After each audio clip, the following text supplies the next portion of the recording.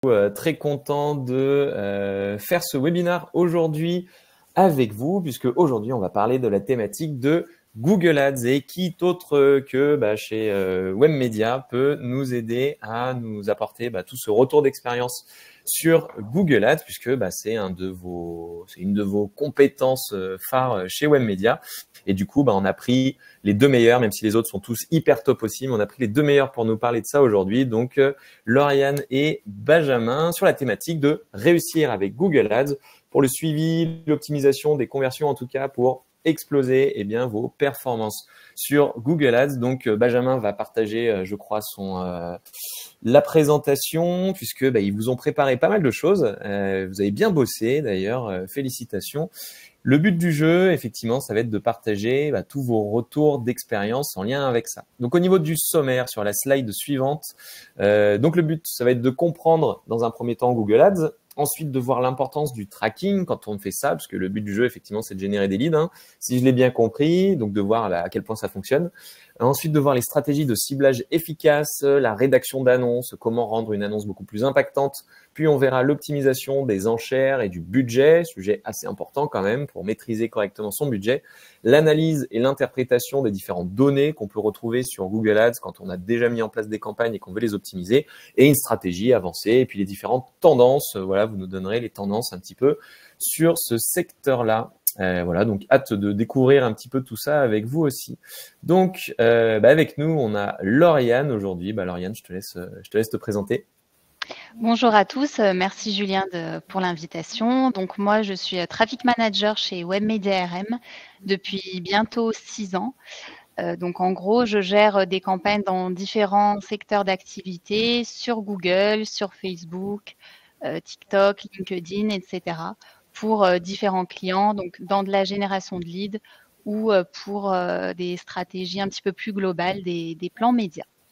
Super. Et juste, du coup, ton gâteau préféré interpelle un petit peu. Qu'est-ce qu'un Sacher Torte? Ça se dit comme ça déjà?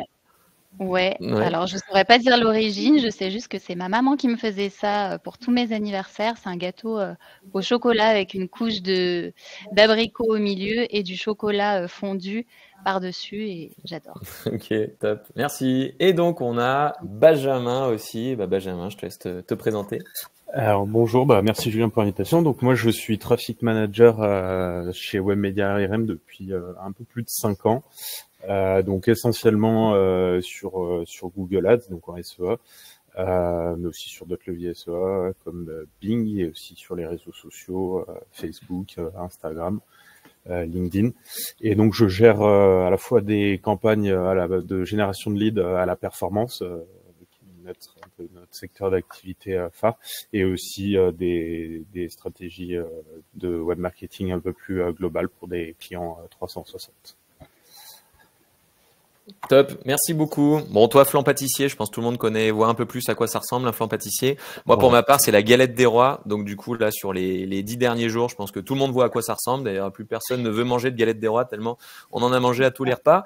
Mais donc, du coup, moi, rapidos pour la petite présentation. Donc, Julien Deromo, je suis le fondateur de Pilotine. Et en fait, Pilotine, on est dans le même groupe que Webmedia RM. Donc, nous, on a la casquette de spécialiste des sites WordPress et la partie formation.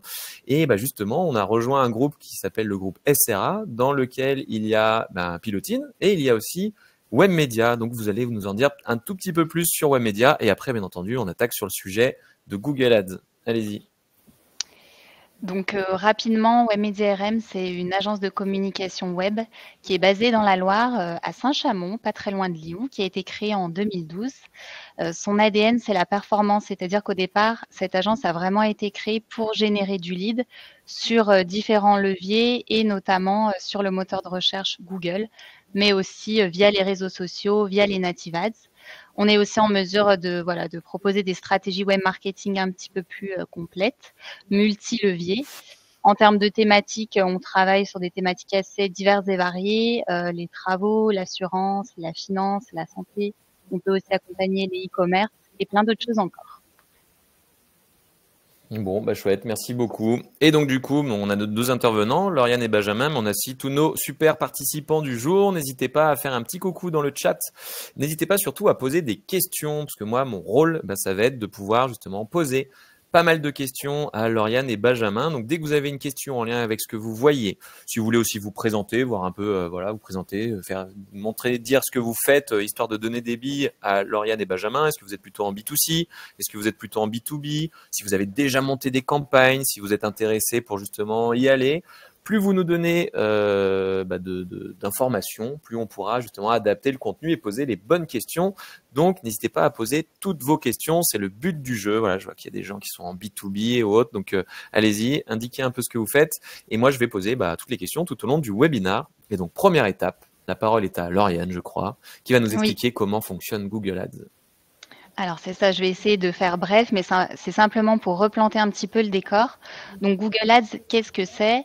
En fait, c'est la plateforme, la régie publicitaire du moteur de recherche Google, qui va fonctionner sur un système d'enchères et qui va comprendre différents moyens de facturation. Donc typiquement, un internaute va effectuer une recherche, comme on le voit ici à l'écran, et va obtenir différents résultats. Il va y avoir les résultats sponsorisés, les résultats Google Ads qui vont se présenter sous la forme d'annonces, mais aussi les résultats naturels, donc c'est tout ce qui va être SEO, la partie en bas, et la partie à droite, c'est la partie Google Shopping, donc c'est des résultats sponsorisés, mais via le réseau Google Shopping.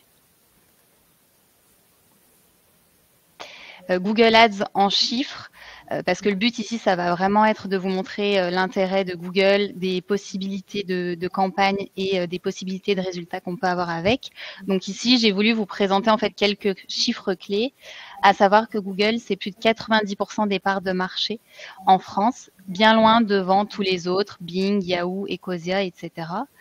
Et Google, en fait, se révèle être pour beaucoup d'internautes un outil pertinent parce que d'après à peu près 2/3 des internautes, les annonces qui vont être affichées vont correspondre en fait à leur requête initiale. D'où l'intérêt en fait d'être sur Google, de diffuser des annonces sur Google.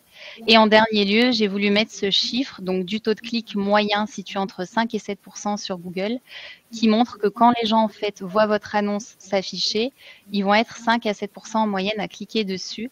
Donc ça permet en fait d'être visible par notre audience cible. Et donc tous ceux qui ont déjà mis en place des pubs, n'hésitez pas à aller regarder votre taux de clic. Si vous êtes à moins de 5%, c'est pas foufou. Si vous êtes à plus de 7%, c'est pas mal. C'est ça, en sachant qu'on dit quand même qu'à partir de 3%, on commence déjà à être OK, même si on peut toujours faire mieux. Donc Google, en fait, va présenter différents emplacements de diffusion. Quand on parle de Google, on va parler du réseau de recherche. Le réseau de recherche, ça va être plusieurs choses. Ça va être tout d'abord les pages de résultats de recherche. Donc, comme on l'avait vu sur une des slides précédentes, l'internaute effectue une recherche. Hop, il arrive sur une page avec plein de résultats. Il va y avoir d'autres sites Google, à savoir Google Maps, Google Shopping, donc le comparateur de Google, et plein de sites partenaires de Google. Mais on a aussi tous les emplacements du réseau display, à savoir YouTube, Gmail et plein d'autres sites partenaires sur le web de Google. Donc c'est en fait sur tous ces emplacements, selon les campagnes qu'on va mettre en place, qu'on va être affiché. Et donc on voit en dessous, voilà, les différents emplacements un petit peu en image, ce à quoi ça peut représenter. Tu peux passer, Benjamin. Du coup, l'idée, là, c'est de créer en fait une campagne qui va être performante. Donc, avant de vous lancer, l'objectif va être de définir quelles sont vos attentes, quel est votre objectif, qu'est-ce que vous attendez de l'internaute. Donc pour ça, il va falloir essayer en fait de définir si vous attendez des ventes, de vendre vos produits. Donc là, ça va être plutôt pour des e-commerçants. Si vous voulez générer plutôt des leads, des prospects, donc par exemple, vous êtes un artisan et vous voulez obtenir plus de demandes entrantes, ou si vous voulez amener plus de trafic sur votre site web, ou si vous avez développé une application et que vous voulez qu'il y ait le plus grand nombre de personnes qui la téléchargent ou effectuent une action sur cette même application. Ça peut être aussi un objectif plus large, c'est-à-dire plus en amont dans l'entonnoir de conversion, à savoir de notoriété, vous faire connaître simplement, ou aussi faire venir des gens en magasin. Vous avez aussi la possibilité de créer une campagne sans objectif, mais ça, chez Webmedia, c'est c'est pas une méthode qu'on utilise. Voilà. On définit toujours un objectif, on le sélectionne et ensuite on arrive sur une deuxième partie, ça va être sur le choix des campagnes adaptées à cet objectif. Donc les campagnes recherche qu'on appelle les campagnes search aussi chez nous. Donc là, en gros, le but, ça va être de définir un certain nombre de mots-clés qui vont coller avec les requêtes effectuées par l'internaute pour faire apparaître notre annonce dans la page de résultats de recherche. On a les campagnes Performance Max. Donc là, ça va être à partir d'une seule campagne, on va aller toucher différents réseaux de Google. Et donc, on va se faciliter un petit peu la tâche et se limiter les choses à faire, mais maximiser la portée qu'on va avoir sur plusieurs réseaux. On a les campagnes réseau display qui vont, elles, être disponibles notamment sur YouTube, Gmail, entre autres. Les campagnes shopping qui vont être plus adaptées pour les e-commerçants qui veulent vendre leurs produits en ligne. Les campagnes vidéo, donc ça va être tout ce qui est campagne YouTube. Et les campagnes génération de la demande, c'est un nouveau format de campagne qui remplace les anciennes campagnes Discovery. Donc là, on va plutôt cibler les personnes qui sont assez haut dans l'entonnoir de conversion, c'est-à-dire plutôt sur YouTube, Gmail, Discover, dans un objectif de visibilité, notoriété.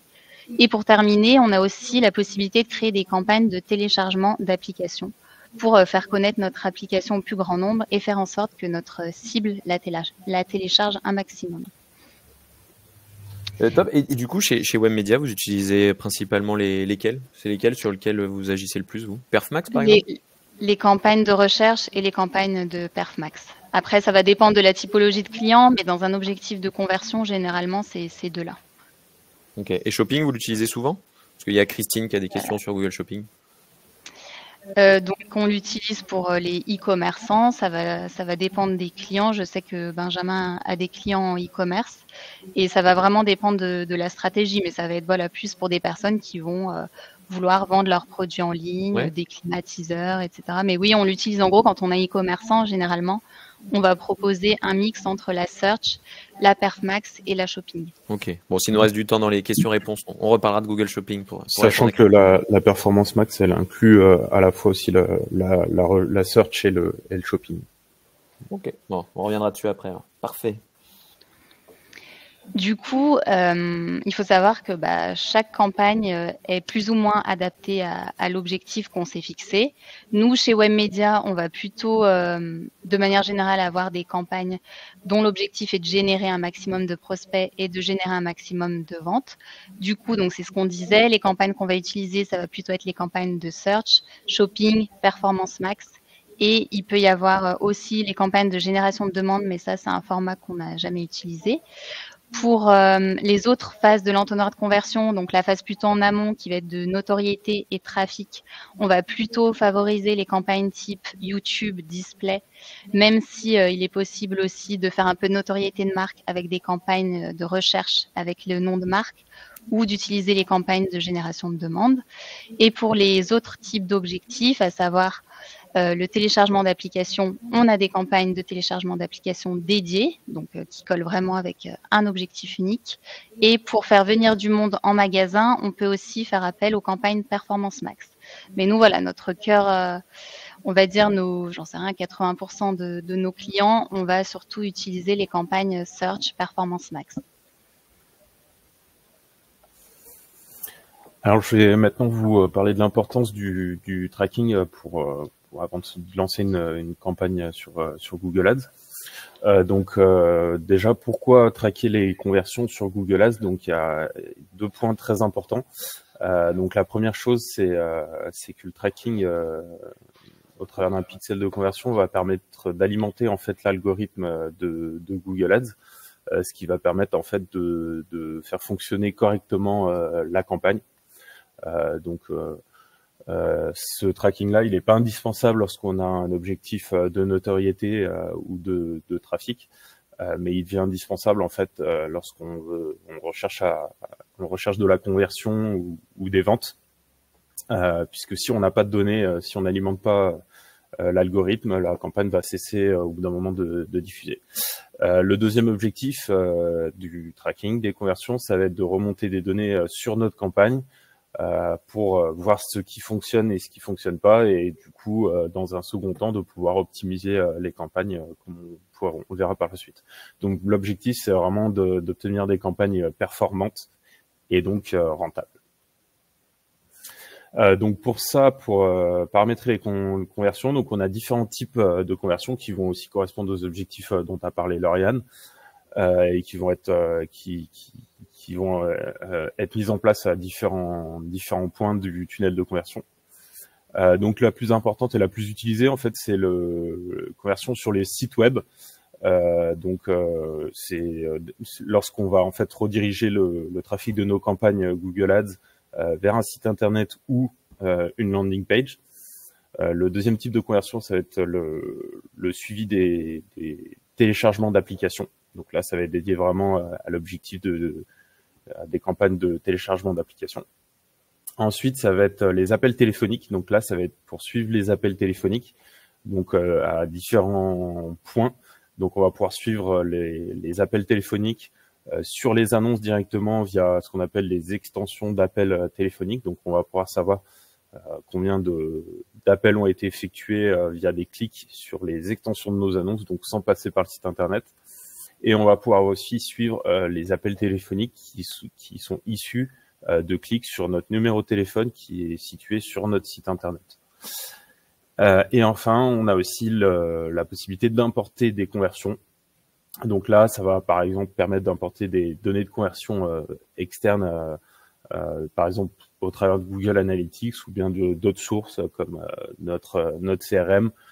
Ça va permettre notamment, par exemple, de faire des suivis de conversion, par exemple pour les campagnes de trafic en magasin.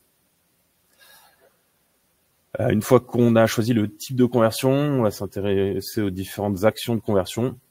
Donc il y a 4 grosses catégories. Il va y avoir les catégories de vente.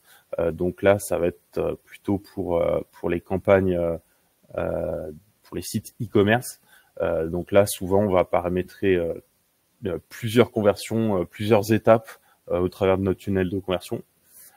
Donc il va y avoir bien sûr l'achat qui va être l'action finale et principale. Ensuite, il va y avoir en amont l'ajout au panier, le paiement initié et l'abonnement qui est un peu la mise en favori des produits sur un site e-commerce. Donc toutes ces étapes sont importantes et vont permettre en fait d'optimiser nos campagnes pour améliorer en fait notre tunnel les conversions au travers de notre tunnel de conversion. Les deuxième catégorie, c'est les catégories de prospects. Donc là, ça va plus être utilisé dans le cas de campagnes de génération de leads. Donc l'action de contact, on va la mettre souvent en place à la suite de l'inscription sur un formulaire de contact, sur le formulaire de contact de notre site internet. L'envoi de formulaire pour prospect, donc là on va l'utiliser plus dans le cadre de la création d'une landing page, d'une campagne qui redirige sur une landing page. En page, on va mettre le pixel lorsque le prospect arrive sur la page de confirmation d'inscription du formulaire. Prise de rendez-vous, ça va être assez similaire. Voilà, on pourrait le placer après l'inscription sur un formulaire qui redirige sur un calendrier, par exemple, pour une prise de rendez-vous à une date et un horaire spécifique. L'inscription va plus correspondre à une action d'inscription, donc de création d'un compte utilisateur sur un site internet. La demande de devis, et voilà, c'est relativement similaire aussi à une prise de rendez-vous, un envoi de formulaire prospect. Ça va permettre en fait de différencier les actions de conversion si on veut en créer plusieurs sur un site internet. La demande d'itinéraire est un peu plus particulière puisqu'elle va correspondre à un clic sur une demande d'itinéraire au travers de Google Maps. Donc elle va être bien adaptée par exemple pour les campagnes de trafic en magasin. Et ensuite, il y a d'autres catégories. Donc il y a notamment les pages vues qui vont permettre de mesurer en fait le nombre de personnes qui vont avoir cliqué sur notre annonce et qui vont être effectivement arrivées sur notre site internet. Ça va permettre en fait de mesurer le trafic qu'on a obtenu sur notre site internet au travers de notre campagne. Et après, il y a possibilité de créer d'autres catégories personnalisées en fonction de nos besoins.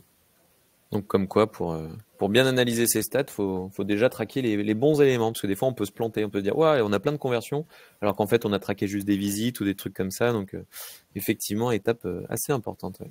Tout à fait, ouais. Alors ensuite, une fois qu'on a choisi notre action de conversion, on va la paramétrer. Donc il y a plusieurs choses. Il y a déjà on va la nommer. Ensuite, on va définir en fait l'action. Donc on peut donc l'action, c'est ce qu'on a vu avant, et ensuite on va pouvoir la catégoriser en action principale ou en action secondaire.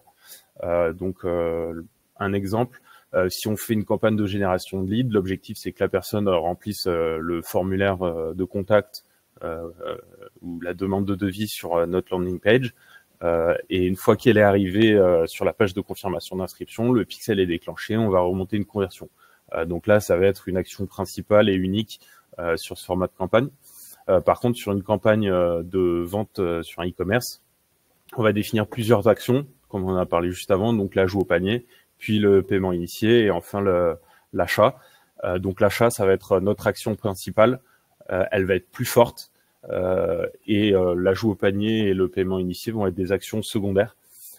Et donc en classifiant ces actions en principale et en secondaire, on va donner l'information à l'algorithme pour lui dire voilà, je veux des ajouts au panier et des paiements initiés, mais ce qui m'intéresse le plus, c'est l'action finale, c'est l'action d'achat. Ok. Ensuite, et là, quand tu indiques une valeur, genre de 12 euros, c'est toi qui indiques ça au pif et au final, des fois, c'est pas tenu ou à quoi ça sert d'indiquer une valeur ici? Alors typiquement, sur de la génération de prospects, ça va correspondre, nous, par exemple, sur des campagnes à la performance, à notre CPL, à notre coût par lead, donc au prix auquel on va revendre le lead généré. Et donc du coup, ça va permettre ensuite sur la campagne de faire remonter cette valeur et du coup d'avoir. Ça, vous pouvez comparer en fonction de votre objectif et tout ça. Voilà, ça va du coup de mesurer notre rentabilité. Sur une campagne e-commerce, on va mettre on va faire remonter une valeur dynamique qui va être la valeur du montant de l'achat. Okay. Ensuite, il y a différents autres paramètres. Donc le nombre, ça va correspondre en fait. Donc par exemple pour la génération d'un lead, on va mettre une seule conversion puisqu'une personne qui fait une demande, elle est unique. Ça va être là, on va vouloir remonter qu'un seul lead, même s'il s'inscrit plusieurs fois sur le formulaire. Par contre, par exemple, sur un achat, et une personne peut tout à fait ajouter plusieurs produits au panier. Donc, on va avoir plusieurs ajouts au panier pour, au final, à la fin, une seule action d'achat. Donc, remonter plusieurs ajouts au panier pour un seul achat. Ensuite, il y a tout un système de réglage de période de suivi de la conversion.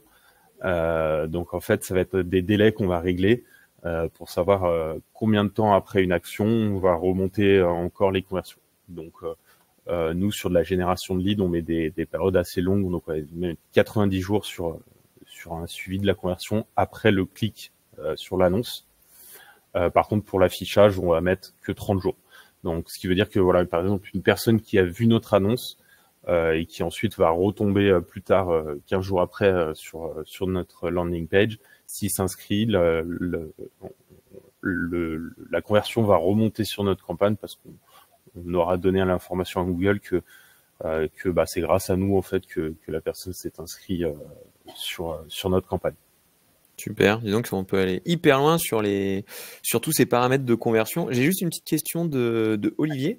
Donc là, une fois que tu as tout paramétré, tout ça dans Google Ads et tu es super content, Olivier il se demandait mais comment après j'affiche les données? Est-ce qu'on peut les faire remonter sur Analytics, sur GA4? Est-ce que c'est la mer à boire de faire le paramétrage ou est-ce que c'est quelques clics et puis on arrive à tout faire remonter sur Analytics? Oui, en fait, on a la possibilité de les paramétrer. En fait, on peut lier directement Google Analytics et Google Ads.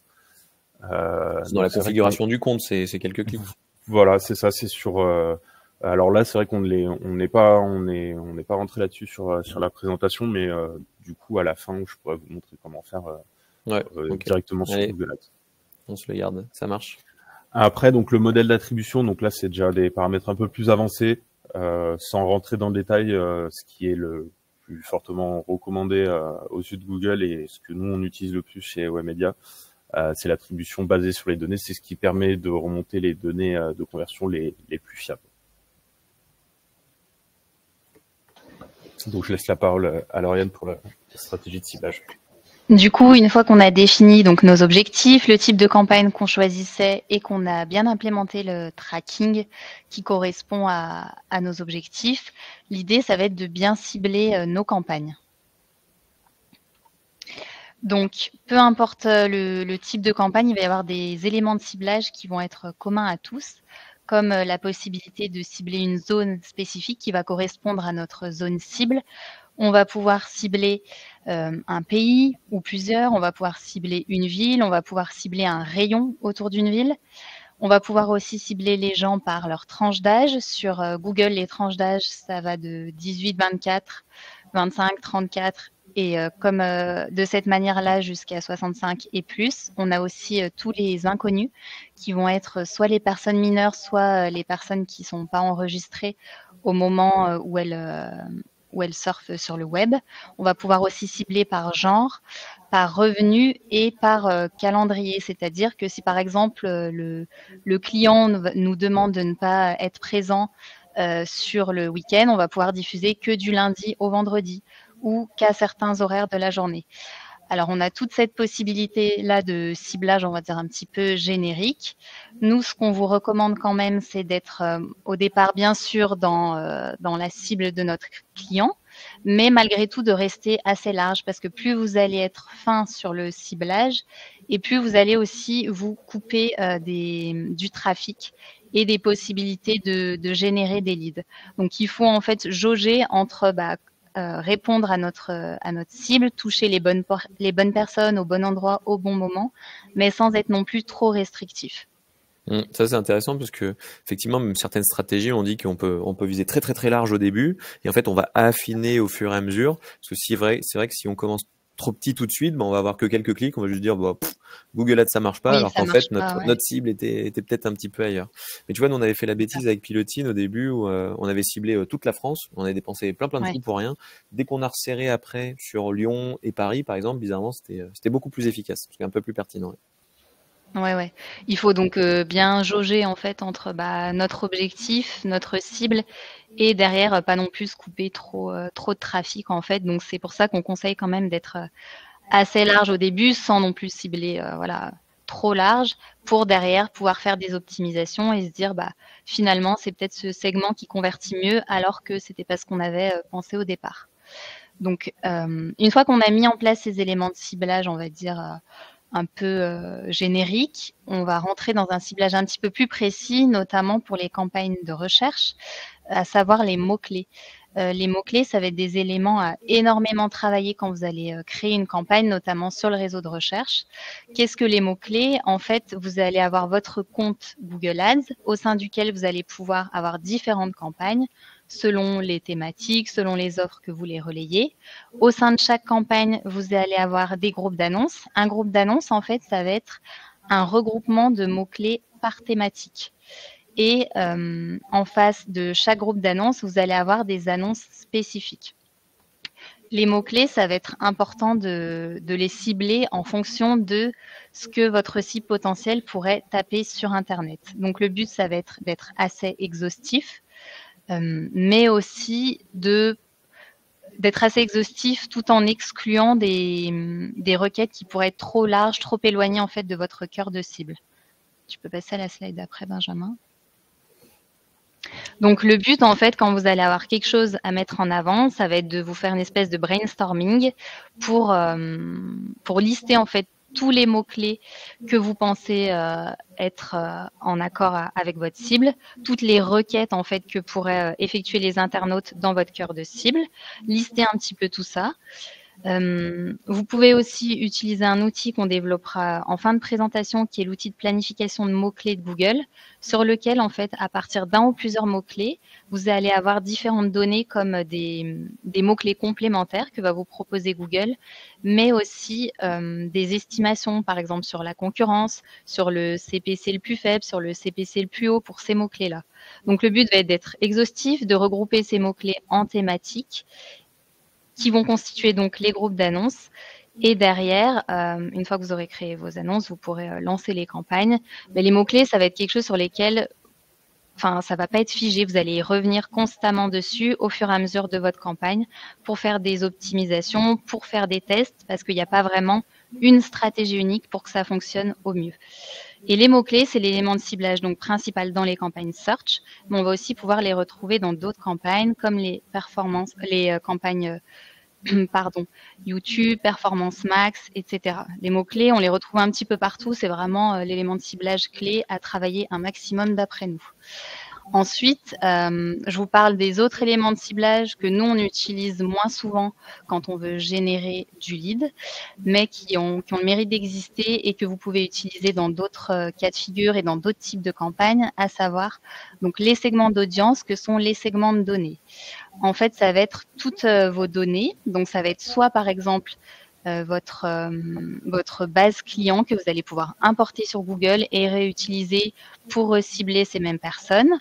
Ou ça va être, par exemple, vous créez une première campagne, vous allez collecter de la donnée après avoir posé un pixel, donc tous les visiteurs de votre site web, vous allez pouvoir les recibler dans un deuxième temps, dans une deuxième campagne, parce que ces visiteurs n'ont pas effectué la première fois l'action que vous attendiez d'eux. Donc ça va vous permettre de faire du retargeting et donc de maximiser sur ces personnes qui ont déjà présenté un intérêt, mais qui ne sont pas allées jusqu'au bout du process, qui n'ont pas effectué l'action que vous attendiez en fait. Donc ça, c'est les segments, c'était vos segments de données, les mots-clés, et il y a aussi toutes les audiences. Les audiences, ça va être en fait toutes les données que Google va collecter quand vous allez surfer sur Internet, quand vous allez surfer sur tel ou tel site, il va vous rassembler en fait en groupe. Donc vous allez avoir les audiences d'affinité. Avec les audiences d'affinité, en fait, Google va regrouper les personnes qui montrent un certain intérêt pour un sujet donné. Donc, vous allez trouver pléthore d'audiences, des sujets divers et variés qui peuvent probablement correspondre à votre cible. Vous allez avoir les audiences sur le marché. Ça va être là les personnes qui sont vraiment intéressées par vos produits et services parce qu'elles ont recherché activement ce que vous proposez. Donc, le but, ça va être d'aller cibler ces personnes-là. Et vous avez aussi ce que Google appelle les données démographiques détaillées. Donc, ça va être dire, OK, ma cible, ça va être des parents. Je ne veux cibler que les parents. Ou je veux cibler les personnes qui ont tel niveau d'études, qui ont telle situation familiale, qui sont propriétaires ou non d'un logement. Donc, il va y avoir pas mal de possibilités de ciblage, mais plus adaptées pour des campagnes, par exemple, YouTube, Performance Max. Et on a aussi ce qu'on appelle les segments personnalisés qu'on utilise nous beaucoup pour les campagnes Performance Max. Donc pour rappel, la Performance Max, c'est une campagne unique qui va diffuser sur plusieurs réseaux. Sur cette campagne-là, on utilise notamment les segments personnalisés. Par exemple, vous allez pouvoir en mesure d'aller toucher des personnes qui ciblent les URL de vos concurrents ou qui recherchent tel et tel mot-clé. Donc ça, c'est ce qu'on appelle les segments personnalisés. Top. Et juste avant de passer à ça, c'est vrai que moi, il y a beaucoup d'erreurs que je vois quand on analyse des campagnes de certains clients ou quand je donne des cours à des étudiants. C'est que souvent, ils font juste leur liste de mots-clés, ils mettent un budget, ils font une annonce et youp la boum. Et après, c'est vrai qu'en gros, pour éviter de dépenser tout son argent de tout jeter par la fenêtre, il faut passer un petit peu de temps à quand même analyser tout ça. Enfin, pas forcément l'analyser, mais à paramétrer tous ces éléments. Parce que Google nous met à disposition, en fait, plein de choses. Et l'erreur numéro 1, c'est de se lancer bille en tête allez, c'est parti, je mets 1 000 € par mois, roulez jeunesse, je mets juste quelques mots-clés et puis on verra bien. Et c'est là où souvent, on perd en efficacité. Donc, c'est important de vraiment segmenter, de choisir quelques petits mots-clés en lien avec une annonce et de faire comme ça plusieurs groupes d'annonces parce que c'est ce qui va faire que vos annonces seront plus pertinentes par rapport à la recherche de votre prospect, etc., etc. Et donc là, oui, vous allez nous partager pas mal de trucs. Ouais. Le but, c'est de passer vraiment du temps sur ce travail de mots-clés. Comme je le disais, on y revient toujours sur ces mots-clés, même une fois que les campagnes sont lancées pour optimiser. Et surtout, on le verra un peu plus tard, mais de démarrer avec des petits budgets au départ pour tester un petit peu ce qui marche pas, et derrière pouvoir ajuster. Et comme tu le dis, justement, pas tout dépenser d'un coup, parce que Google est capable de tout dépenser d'un coup si on n'est pas assez précis en termes de ciblage et qu'on ne fait pas les choses correctement, quoi. Donc du coup, une fois qu'on a mis en place, qu'on a défini les mots-clés, notamment dans le cadre d'une campagne search, ou qu'on a défini des audiences évoquées précédemment, le but, ça va être derrière de rédiger les annonces qui correspondent et de rédiger des annonces percutantes. Et ça, du coup, c'est Benjamin qui va vous expliquer un petit peu comment réussir à avoir des annonces performantes. C'est ça. Et là, gros sujet, effectivement, on voit pas mal de pétouilles souvent. Ouais. Benjamin, je t'avais coupé le micro. Allez, nickel. Ouais. Donc, du coup, pour rédiger des annonces percutantes, donc l'objectif, une fois qu'on a choisi les bons mots-clés, ça va être de faire en sorte que les internautes qu'on a ciblés cliquent sur les annonces pour ensuite effectuer l'action de conversion qu'on aura paramétrée. Donc pour ça, il y a plusieurs choses. Donc il y a les annonces. Donc là, on va se concentrer essentiellement sur les campagnes de search. Et on va parce que le display c'est encore un autre monde, ça va être vraiment plus là des visuels basés sur des visuels. Donc là le search, on va être sur des annonces textuelles, elles sont à 90%. Et donc il va y avoir deux choses, il va y avoir l'annonce en elle-même et ensuite les extensions d'annonces qui vont venir se rajouter à notre annonce et amener des éléments supplémentaires pour inciter encore plus l'utilisateur à cliquer sur nos annonces. Donc déjà, il va y avoir un facteur qui est extrêmement important pour que nos annonces soient cliquées. C'est ce que Google appelle le quality score. Donc ça va être l'indice de qualité de nos annonces qui va être basé en fait essentiellement sur la cohérence entre les mots-clés qu'on aura choisis dans nos groupes d'annonces, la présence de ces mots-clés sur nos annonces et la présence de ces mêmes mots-clés sur notre page d'atterrissage, donc notre site internet ou notre landing page. Donc il faut absolument qu'on retrouve les mots-clés à la fois donc dans les mots-clés qu'on aura choisis, dans nos annonces et sur notre page d'atterrissage. C'est ce qui va faire grimper le quality score de notre annonce et qui va faire que en fait on va diffuser plus. On va se retrouver au-dessus de nos concurrents qui vont avoir choisi les mêmes mots-clés et surtout à des CPC, donc à des clics plus faibles. Donc on va pouvoir obtenir plus de clics pour moins cher. Donc ça, c'est une chose qui est très importante. Ensuite, il va y avoir des petites techniques pour avoir des meilleures annonces. Donc déjà, en fait, maintenant, sur Google, on va essentiellement utiliser des annonces qu'on va appeler dynamiques. Donc en fait, on va pouvoir saisir un certain nombre de titres et de descriptions. Donc on peut saisir pour une seule annonce un total de 15 titres et de 4 descriptions. Et ensuite, Google va diffuser l'ensemble de ces titres et ces descriptions de manière aléatoire. Et va analyser celles qui fonctionnent le mieux pour ensuite diffuser en fait les compositions des titres et des descriptions qui fonctionnent le mieux par rapport à notre objectif de conversion.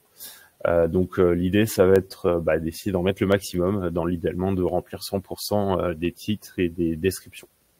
Ensuite, il y a une petite technique toute simple qui consiste à mettre des majuscules en début de mots sur les titres. Pas sur les descriptions, mais sur les titres. L'objectif là, ça va être vraiment plus un aspect visuel pour faire cliquer sur nos titres. Ouais, c'est une petite technique de copywriting, ça. Voilà. Ensuite, pour apporter du sérieux et de la crédibilité à notre annonce, on va aussi, il est très important de remplir le nom de l'entreprise et le logo de l'entreprise. Donc maintenant, ça, c'est des éléments qui sont demandés quasiment à la création du compte Google Ads et qui vont être liés plus au compte plutôt qu'à la campagne, mais qui apportent vraiment de la crédibilité à notre annonce sur les résultats de recherche. Juste, j'en profite. Il y a des personnes qui demandaient un peu plus d'infos sur les créations d'annonces, notamment l'intérêt de la majuscule en début de mot. On y a répondu. C'est juste un truc un peu psychologique qui est de l'ordre du copywriting ou les choses comme ça, mais bon, qui donne des résultats. Des fois, On se dit, c'est un peu bizarre, mais bon, ça donne quand même des résultats. Et il y avait Isabelle qui proposait peut-être de faire une simulation d'un montage de A à Z d'une campagne Google Ads. Donc, ça fera sûrement l'objet d'un autre webinaire, mais n'hésitez pas à ajouter Lauriane et ou Benjamin directement sur LinkedIn, à leur en parler et ils seront sûrement ravis de vous faire une petite démo ou un truc comme ça pour regarder un peu plus comment l'appliquer à votre cas concret. Mais donc, n'hésitez pas à les solliciter directement sur LinkedIn si besoin. Et je te laisse poursuivre. Donc ensuite, en plus de l'annonce principale, il va y avoir des éléments qu'on appelle les extensions d'annonce qui vont venir se rajouter. Donc là, on va avoir des extensions d'annonces différentes selon le format de notre campagne. Donc sur des modèles e-commerce, on va pouvoir ajouter beaucoup plus d'extensions d'annonces, habiller beaucoup plus nos annonces. Sur de la génération de prospects, on va en avoir souvent moins. Donc il y a des éléments assez faciles à mettre en place comme les images. Donc là qu'on va pouvoir à la fois rajouter sur les campagnes de produits, mais aussi de services de génération de demandes qui vont venir illustrer notre annonce sur les moteurs de recherche. Une annonce des extensions d'annonces qui sont aussi très importantes, c'est les liens annexes qu'on retrouve sur l'annonce de gauche ici. Donc en fait, les liens annexes vont être composés donc d'un titre à minima, voire d'un titre et d'une description, et en fait, ils vont permettre de rediriger sur d'autres pages que notre page d'atterrissage. Donc, c'est très utilisé, par exemple, en e-commerce pour proposer en fait les autres catégories de notre site internet ou la présentation de notre entreprise. Ce genre de choses, on les retrouve ici aussi sur cette annonce-là. Avec les descriptions en plus. Donc ça va vraiment permettre d'avoir des annonces beaucoup plus travaillées et de rediriger les utilisateurs sur les autres catégories de notre site internet. Ensuite, on a une autre extension qui est très utilisée, notamment pour les sites e-commerce, les magasins, mais aussi pour la génération de prospects avec les extensions d'appels téléphoniques. Donc là, ça va permettre en fait d'obtenir des appels téléphoniques sans que l'utilisateur l'internaute passe sur notre site internet. En fait, directement en cliquant sur notre extension d'annonce, il va pouvoir nous joindre. Donc très utile pour obtenir des prospects qualifiés par téléphone.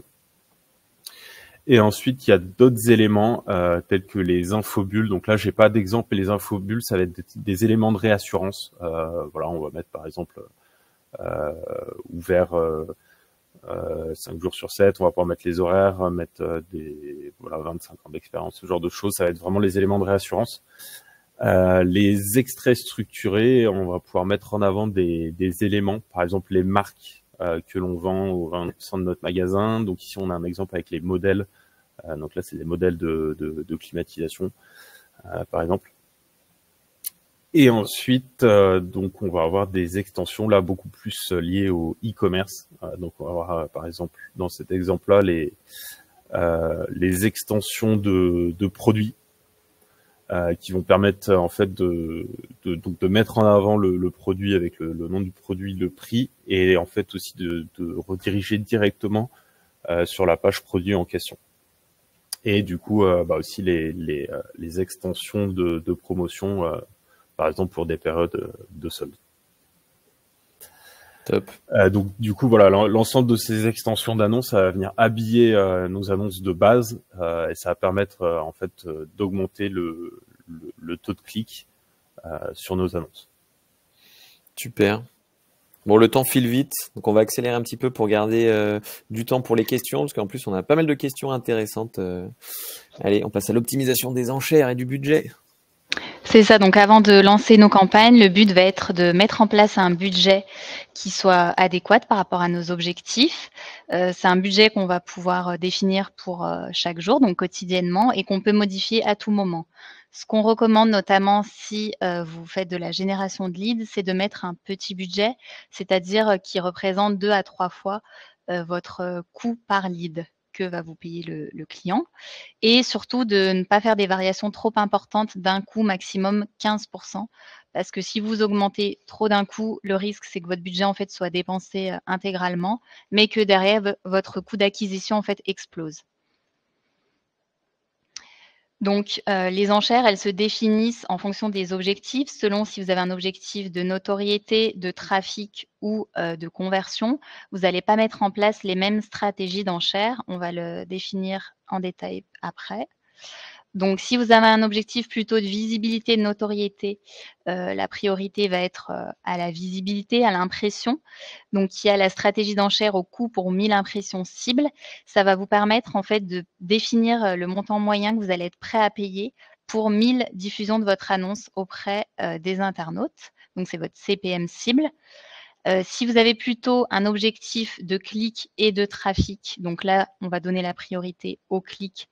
On vous conseille d'utiliser plutôt la stratégie d'enchère de maximisation des clics. Donc là, en gros, vous allez laisser un petit peu quartier libre à Google et c'est lui qui va être en mesure de faire en sorte que voilà, votre annonce génère un maximum de clics.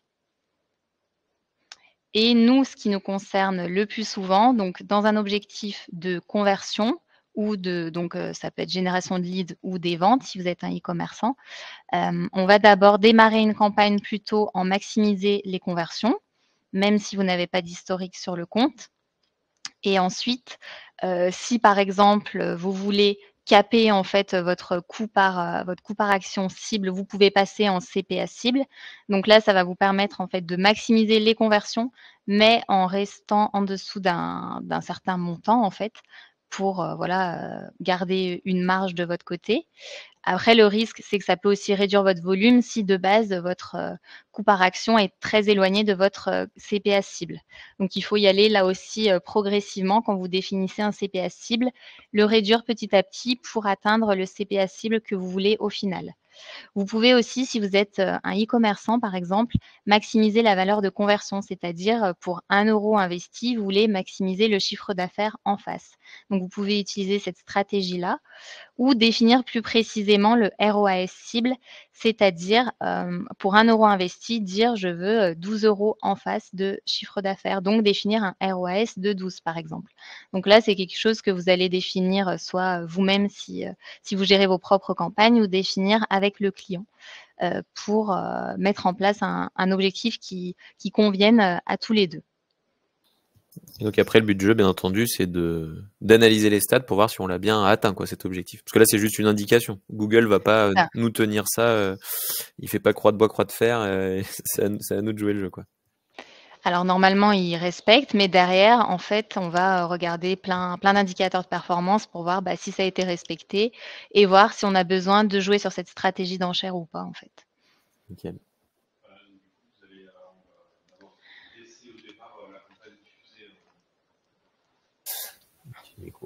Donc on va d'abord laisser diffuser la campagne un certain temps sans trop la toucher, histoire que l'algorithme diffuse auprès des différentes cibles, des différents mots-clés qu'on aura paramétrés. Et puis ensuite, donc si vous avez correctement paramétré vos conversions, vous allez remonter un certain nombre de KPI. Et donc là, je vais vous montrer un exemple concret sur comment les analyser et comment optimiser une campagne de génération de leads en moins de 5 minutes. Donc pour vous présenter les principaux KPI, donc les premiers, donc les clics, impression, donc CTR, taux de clic, le CPC moyen et le coût sont des KPI qui remontent de base sur n'importe quelle campagne Google Ads. Ensuite, la conversion, coût par conversion, le taux de conversion et la valeur de conversion, ces KPI-là, vous allez les remonter uniquement si vous avez correctement paramétré votre pixel de conversion. Les clics correspondent au nombre de clics réels sur votre annonce. Les impressions, c'est le nombre de fois que votre publicité a été affichée. Donc ça indique pas le nombre de personnes qui a vu votre annonce, puisqu'une personne peut avoir vu plusieurs fois votre annonce. C'est vraiment le nombre de fois qu'elle a été vue. Le CTR, c'est le taux de clic moyen sur votre annonce, donc ça va ou sur votre campagne, ça va être le ratio en fait entre le nombre d'impressions et le nombre de clics.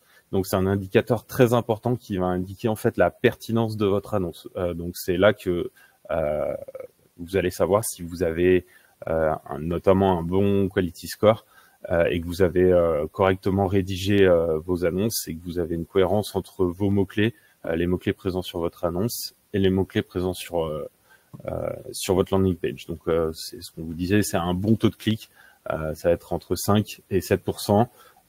Et au-delà de 10%, vous allez avoir un très bon taux de clic. Le CPC moyen, ça va être le prix moyen que vous payez pour un clic sur votre annonce. Donc là, on est à 0,91 par exemple. On va avoir du coup des clics à 2 euros et puis peut-être des clics à 30 ou 60 centimes. Et quand on fait la moyenne, ça nous donne 0,91. Donc en fait, la moyenne, c'est le coût, le budget dépensé sur notre campagne divisé par le nombre de clics. Le conversion, donc le nombre de conversions, ça va être voilà, selon ce que vous avez paramétré dans votre pixel de conversion. Donc là, par exemple, c'est les inscriptions sur notre formulaire de contact présent sur notre landing page. Donc une fois que la personne a rempli le formulaire et arrive sur la page de remerciement d'inscription. Le coût par conversion, donc c'est le coût qu'on aura payé pour obtenir une conversion. Donc pour calculer ce coût par conversion, on prend le budget de la campagne dépensée divisé par le nombre de conversions. Donc ça va vous permettre de voir si vous êtes rentable.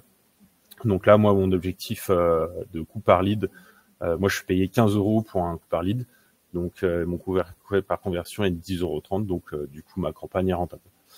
Le taux de conversion, ça va être le ratio entre le nombre de clics sur votre annonce et le nombre de conversions sur votre landing page. Donc, ce KPI-là, à la différence du taux de clic, il va vous indiquer la pertinence de votre landing page, en fait.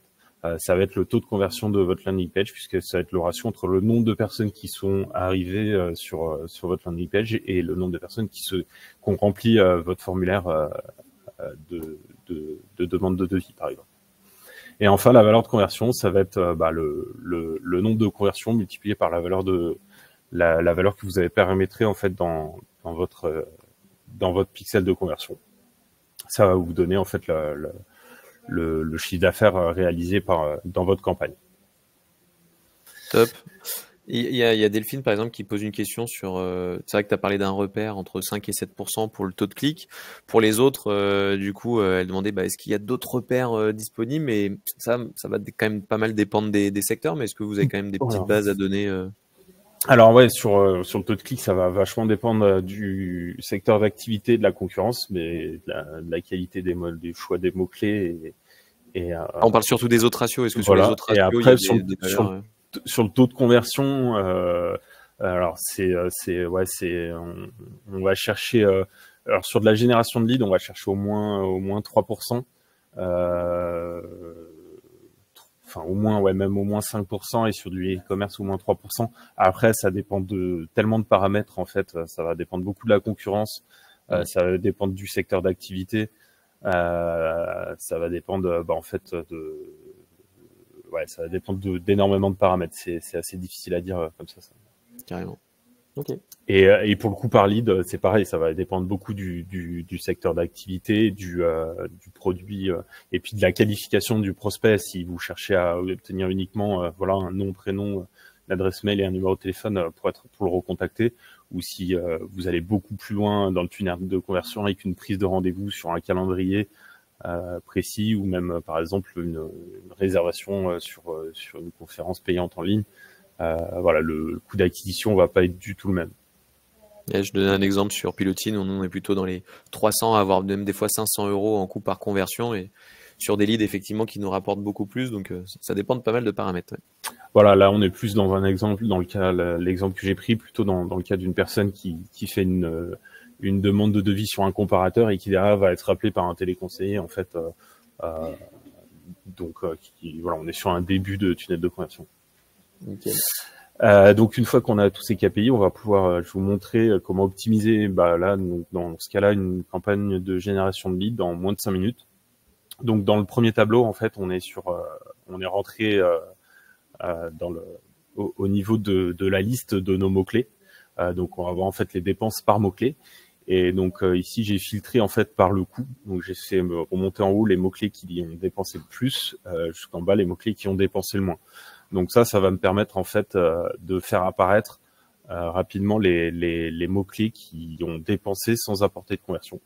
Et donc je vais commencer par couper ces mots-clés, les mots-clés qui vont avoir dépensé en fait plus que mon objectif. Donc là mon objectif c'est d'être inférieur à 15 euros. Donc tous les mots-clés qui ont dépensé plus de 15 euros, je vais les couper dans le but de garder que des mots-clés qui sont rentables pour moi.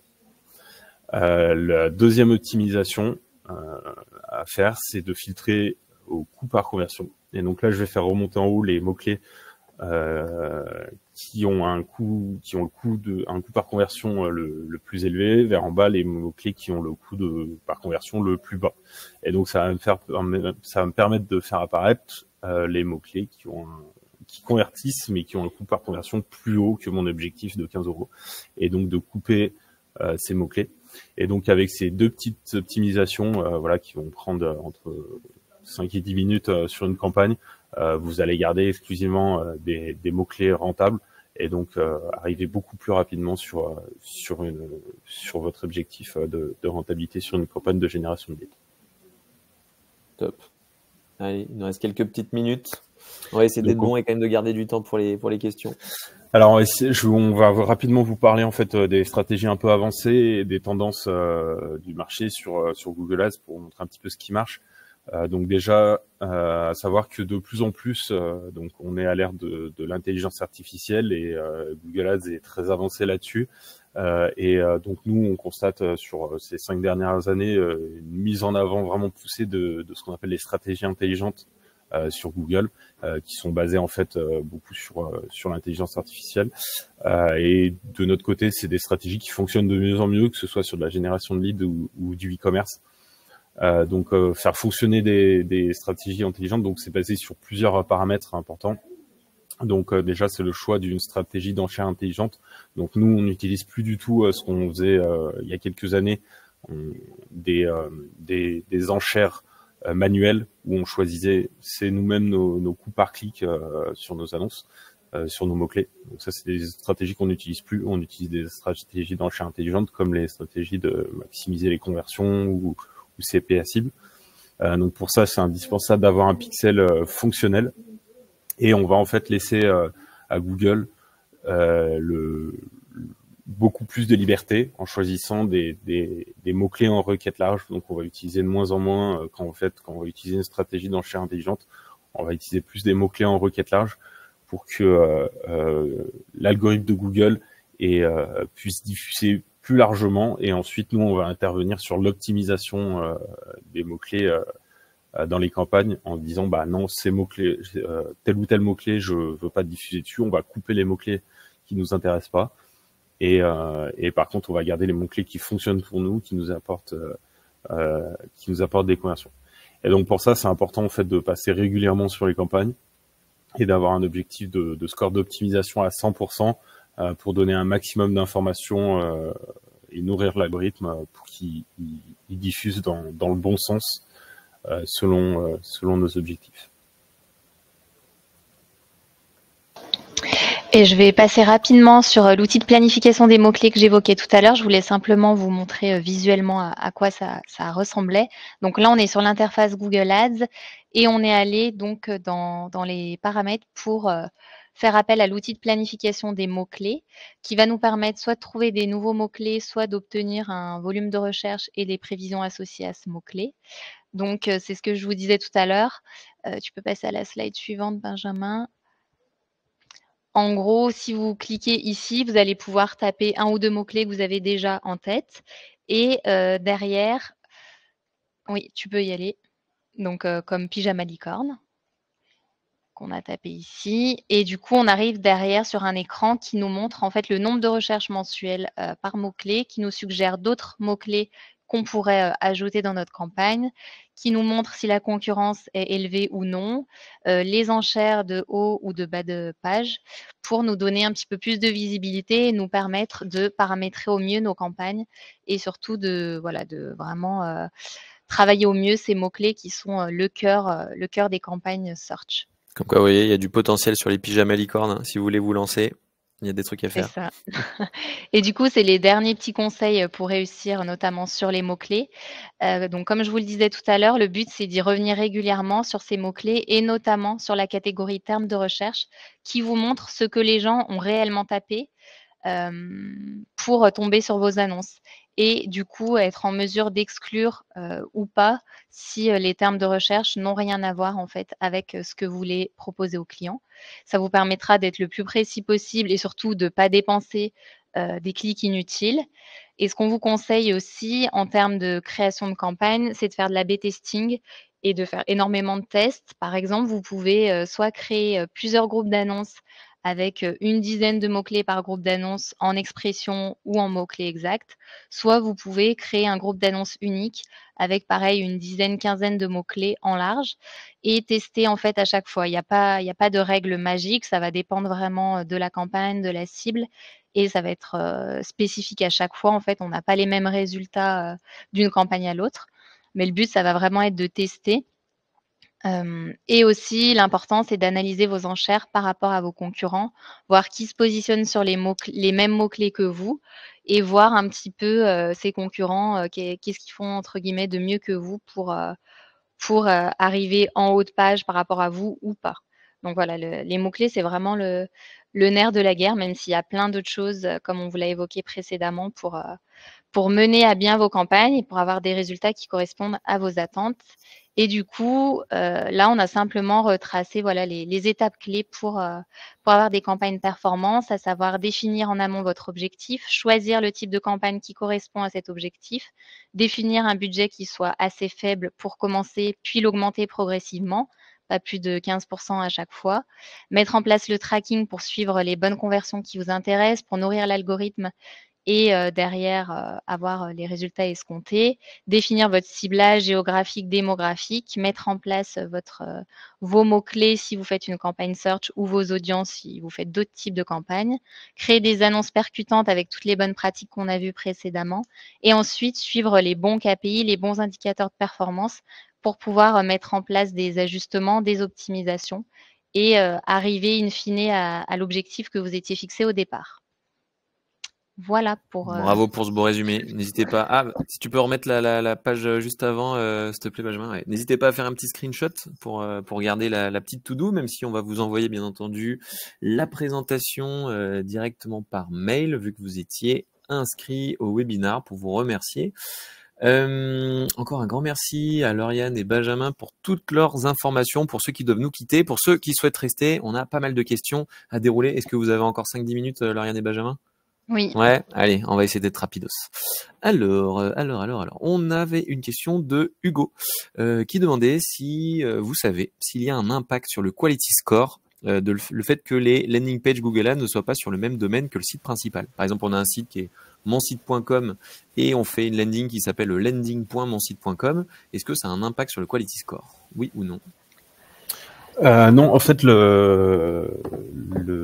alors j'ai pas la science infuse, hein, mais pour moi, de ce que je connais, c'est que le quality score, c'est vraiment le lien entre les mots-clés qu'on va avoir choisis dans notre groupe d'annonces, la présence de ces mots-clés dans notre annonce et la présence de ces mots-clés sur notre landing page. Donc si en fait votre landing page a suffisamment de contenu et que vous retrouvez ces mots-clés dans votre landing page, vous aurez un bon quality score. Peu importe où se trouve votre page, quoi.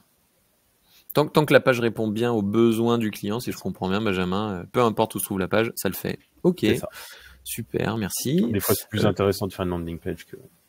Bah ouais, carrément. Et d'ailleurs, on voit que la majorité des landing pages sont pas sur les domaines principaux, hein, quand il y a des campagnes assez poussives comme ça.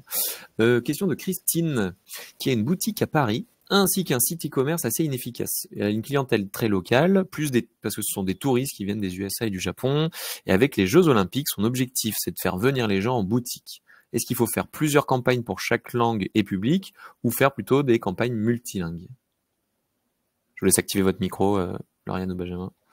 Ouais. Moi, je ferais plutôt plusieurs campagnes par langue, enfin par public cible, pour bien différencier, justement, adapter la campagne à son public, parce que j'imagine que, j'en sais rien, peut-être une campagne sera en japonais, une campagne sera peut-être en anglais pour les États-Unis, et derrière, voilà, adapter au mieux sa campagne et que ce soit hyper précis en fait selon les personnes qu'on veut toucher. Ouais, je suis plutôt d'accord. Benjamin, tu plus sois aussi? Oui. Ok. Avec un objectif, du coup, pour le coup, avec un objectif de trafic en magasin. Ouais. Voilà. Nickel. Bon, bah, on est tous d'accord, donc ça le fait. Après, donc du coup, on avait des questions sur est-ce qu'on peut constituer une audience qui visite juste une landing page pour faire des campagnes de retargeting? Vraiment spécifier qu'une page. Tous les gens qui ont visité cette page-là, est-ce que je peux retargeter que cela? Ou c'est tout le site? On peut le faire, oui. Après, est-ce que l'audience sera suffisamment importante pour être utilisée par Google? Parce que si je dis pas de bêtises, il faut au moins 1000 personnes dans cette audience. Donc s'il y a pas 1000 personnes, elle pourra pas être réutilisée tout de suite tant qu'elle a pas atteint en fait ce seuil, minimum. Ok, donc faire attention à ce qu'il y a eu plus de 1000 visites, sinon ça sert à rien. Plus de 1000 C'est visites ça. uniques. Question naïve de Christine. Enfin, celle qui l'indique. Je dis pas que sa question est naïve. Google Analytics ne mesure que les actions web, c'est bien ça. Comment mesurer l'efficacité d'une campagne pour attirer les gens en boutique physique? Comment on arrive à mesurer finalement le trafic en magasin, justement? Alors ça, c'est spécifique. En fait, sans outils spécifiques, on va juste pouvoir analyser en fait les demandes d'itinéraire. Parce qu'en fait, les campagnes de trafic en magasin sur Google Ads, ça va passer par les demandes d'itinéraire. Donc, on va avoir uniquement cette information-là. Pour aller plus loin, ça va fonctionner au travers d'outils qui vont être mis en place en magasin et qui vont permettre en fait de reconnaître une fois que les personnes vont passer à l'achat, de faire un lien avec leur compte Google et de faire corréler ça. Mais là, du coup, c'est externe à Google, c'est des outils au travers d'entreprises spécifiques. D'ailleurs, il y avait une autre question qui tournait autour du téléphone. Comment on peut calculer le nombre de personnes qui ont vraiment téléphoné, tout ça, et que ce soit pour les itinéraires en point de vente ou que ce soit via le téléphone. Une bonne recommandation, je sais pas ce que vous en pensez, mais c'est aussi que la personne juste demande d'où est-ce que vous venez, parce que du coup, des fois, pour tous les éléments qui sont en dehors du digital, ça vaut le coup de faire une petite liste de check-up à côté. Qu'est-ce que vous en pensez? Ouais, ça c'est important à faire, même dans le cadre de e-commerce, d'avoir juste un champ où on demande comment vous avez connu, ça permet d'avoir quand même plus d'informations là-dessus. Mais en tout cas sur Google, donc il y a plusieurs choses. Donc déjà il faut les créer dans les conversions. Donc c'est très simple pour les clics quand on fait une extension d'appel, il suffit de créer l'extension d'appel avec le numéro de téléphone et on saura le nombre d'appels qui a été fait en cliquant sur cette annonce-là. Lorsque c'est sur le site internet, on va devoir poser un pixel de conversion qui va reconnaître le numéro de téléphone, qui va le modifier, qui va le passer au travers d'une ligne Google. Et donc là, on saura le nombre de personnes qui ont appelé via le numéro de téléphone qui est présent sur notre site internet. Et ensuite, nous, ce qu'on recommande pour aller plus loin, c'est de mettre en place une ligne traquée. Là, du coup, ça va permettre à la fois de savoir le nombre d'appels que vous avez reçus via votre campagne, mais aussi de savoir les numéros de téléphone qui vous ont appelé, et donc du coup de savoir quels appels ont apporté des conversions. Yes, d'ailleurs, il existe des sociétés spécialisées dans la création de numéros de téléphone traqués ou les choses comme ça. Moi, j'avais fait la méthode de Radin à l'époque où j'avais pris un numéro OVH qui devait me coûter 99 centimes, un truc comme ça. Et c'est vrai qu'après, vous pouvez retrouver toute la liste des gens qui vous ont appelé, mais il existe pas mal d'astuces, effectivement, pour savoir exactement quel est le numéro qui vous a appelé, quand, machin, pour essayer de faire votre suivi. Il y avait une question de Flora qui était sur l'outil dont tu parlais, Lauriane, de planification de mots-clés qui s'appelle Google Keyword Planner, donc que j'ai mis dans le chat. Donc, vous pouvez aller sur Google Keyword Planner. Il en existe un autre, mais qui est limité, qui s'appelle Uber Suggest, que vous pouvez retrouver aussi, qui permet de donner quelques informations. Donc Uber, U-B-B-E-R, et après Suggest, S-U-G-G-E-S-T, qui vous donne quelques infos. Et sinon, il y avait une question de Isabelle qui était « Faut-il absolument entrer nos coordonnées bancaires pour pouvoir avoir accès à l'interface de Google Ads ?»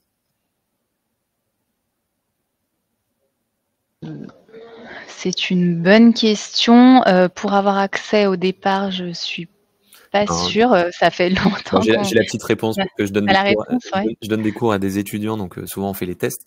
Eh bien, une personne sur deux est complètement bloqué. Donc moi, en fait, j'ai mon compte à moi et je les invite sur mon compte. Et il y en a qui arrivent, effectivement. Donc je sais pas sur quel bouton faut cliquer, mais faut se débrouiller quand on crée son premier compte. On doit réussir à passer outre l'enregistrement des coordonnées bancaires, ou des fois, ça dépend juste chance ou pas de chance, parce qu'ils font des A/B testing. Des fois, ils testent, ils ont différentes interfaces pour différentes personnes. Et puis des fois, vous allez pouvoir avoir accès à quelques outils gratos. Et puis d'autres, au bout d'un moment, ils vous demanderont les codes de carte bleue pour aller un petit peu plus loin. Malheureusement. Mais sinon, normalement, on est censé pouvoir accéder à Google Keyword Planner gratuitement, mais il faut user de malice et cliquer sur les bons liens quand on se crée son compte. Question de Julien. Avez-vous remarqué dans vos campagnes un nombre de conversions plus haut en début de campagne ou par sorte de vague? En début, en fin de mois. En gros, est-ce que Google nous donne des petites stats un peu performantes en début de mois, puis après, pouf, ça se tasse. Quel est le ressenti? Ouais, il y a il y a énormément de paramètres à ce niveau-là. Il y a des choses assez évidentes sur du e-commerce, par exemple, où pour des histoires de budget, il va y avoir des vagues dans le mois. Après, il va y avoir le marché. Il va y avoir des périodes où il va y avoir plus ou moins de demandes selon les secteurs d'activité. Ouais. Et après, il y a aussi le positionnement de la concurrence par rapport à nous. Il se peut tout à fait que certains concurrents vont enchérir plus à certaines périodes, dans certains moments du mois, par exemple la semaine par rapport au week-end. Et du coup, si vous diffusez toute la semaine, vous allez avoir des très bons résultats le week-end parce qu'en fait, il y a vos concurrents qui coupent peut-être leurs annonces le week-end. Voilà, il y a plein de paramètres à ce niveau-là. Et il y a des fois aussi des fluctuations inexpliquées que nous, on a du mal à expliquer, notamment dans le e-commerce. Puisqu'en fait, on constate des vagues qui ne corrèlent ni avec le marché, ni avec les concurrents, et voilà, mais qui arrivent quand même. Donc il y a plusieurs paramètres qui peuvent créer ces fluctuations. Super, merci beaucoup. Pour clôturer, je vous invite à vous renseigner. Je vais vous mettre le petit lien directement dans le chat. On organise du coup d'autres webinars prochainement, dans 28 jours. Il y a les 6 workflows qui transforment le plus en marketing automation. Si vous vous intéressez au sujet du marketing automation, il y a la prospection LinkedIn pour faire pleuvoir des leads, 10 optimisations SEO d'une page web avec Webmedia de nouveau. Donc cette fois, on va parler de référencement naturel. Ce sera le 9 avril.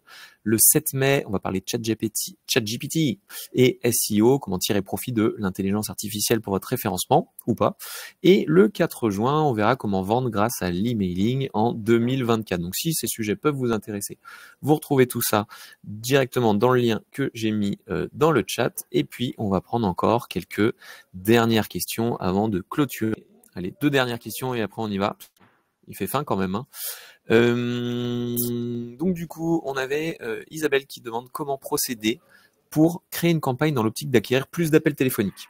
Est-ce qu'il faut créer une landing page ou bien c'est juste l'annonce qui suffit avec l'extension d'annonce téléphone?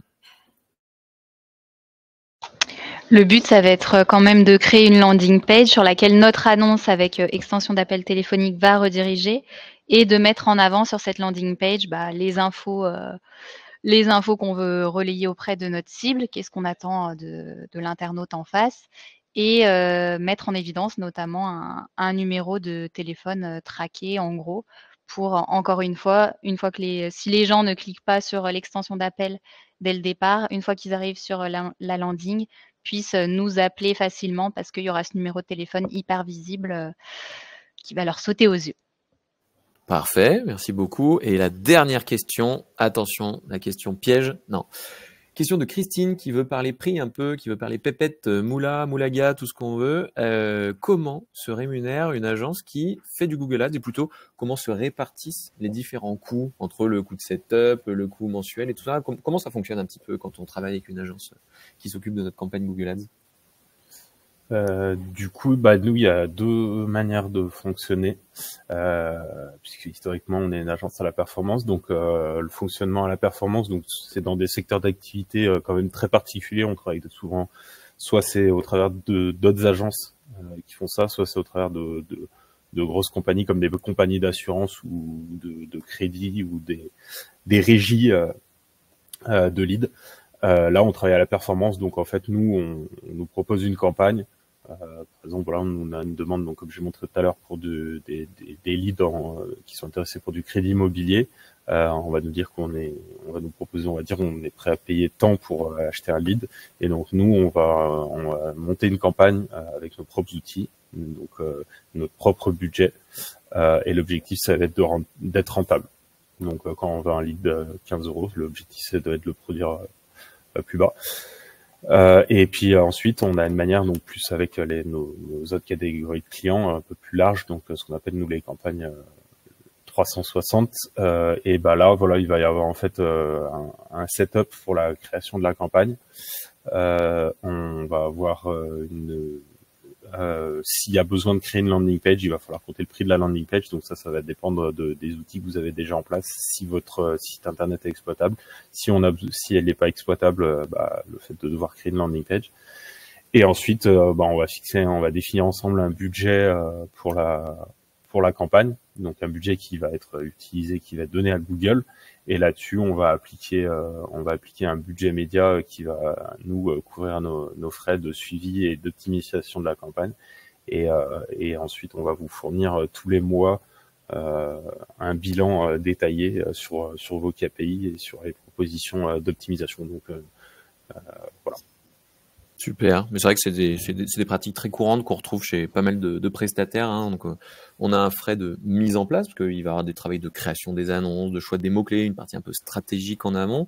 Puis après, des frais, donc soit qui sont fixes, en disant, je sais pas, ils prennent 500 € par mois et puis ils gèrent autant de budget que vous voulez, parce qu'ils ont un temps qui est dédié. Soit il y en a certains aussi qui peuvent passer par soit du fixe, soit du pourcentage. Vous êtes un pourcentage de la campagne. Donc je sais pas, 10, 20, 30, 40%, ça dépend des agences que vous aurez en face. Mais du coup, ce pourcentage de la campagne, si vous dépensez 10 000 €, ils vont prendre un pourcentage de ces 10 000 €. Et voilà, c'est comme ça que de manière classique fonctionnent les agences. Et puis pour tous les frais annexes comme création de landing page, création d'un site internet, création de ci, création de ça, faire une vidéo pour améliorer les perfs, et bah là c'est au forfait en disant telle action ça va coûter tant, et du coup ça permet d'avoir une relation qui est basée sur la confiance. Et le but du jeu, c'est d'essayer de travailler avec une agence qui va soit vous accompagner pour toute cette visibilité, soit pour justement générer un maximum de leads pour que vos commerciaux puissent après passer plein de coups de fil, soit pour essayer de chercher peut-être pas beaucoup de leads, mais des leads ultra qualitatifs. Donc, quelle que soit votre stratégie, après, justement, les agences comme Webmedia RM s'adaptent un petit peu à votre besoin et vous proposent l'approche qui va le mieux. Mais en tout cas, c'est ce qui se fait de manière générale sur le marché. Encore un grand merci Lauriane, encore un grand merci Benjamin pour toutes vos infos qualitatives, pour la création de cette présentation. Et puis j'ai plus qu'à vous souhaiter une excellente journée et puis à bientôt. Merci Julien, merci à tout le monde. Bonne journée. Merci et merci à tous les participants pour vos super questions et pour toutes les interactions. C'était super sympa de faire ce contenu avec vous aujourd'hui. À bientôt. Ciao, ciao.